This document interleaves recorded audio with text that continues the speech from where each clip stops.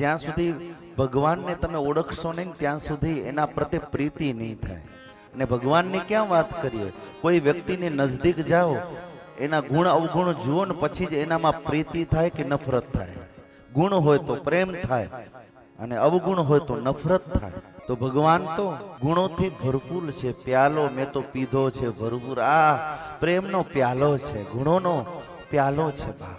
અને ભગવાનમાં, પોતાના ઈષ્ટમાં, પોતાના ગુરુમાં જેને અવગુણ દેખાય ને એ તો જન્મો જન્મનો દોષી જીવ છે. ગુરુમાં અવગુણ કોઈ દિવસ દેખાય એટલું તો માની જ લેવું. સામાન્ય તો જીવો અહીંયા બેઠા છે ને, ક્યારે પણ સામેવાળા માટે ખોટો વિચાર આવે ને એટલે આપણાથી સારો છે એવું માનીને તમે ભજન કરશો ને તો બીજામાં કોઈ દિવસ તમને અવગુણ નહીં દેખાય. આપણે બધામાં અવગુણ જોવાની જે ટેવ પડી ગઈ છે, આ સારો ને આ ખરાબ, અને પાછા યજમેન્ટ પણ આપણે આપી દઈએ કે આવું થશે. હવે આખે આખી ગીતામાં ભગવાન બોલી ગયા કે તું કર્મ કર, ફળ હું આપીશ.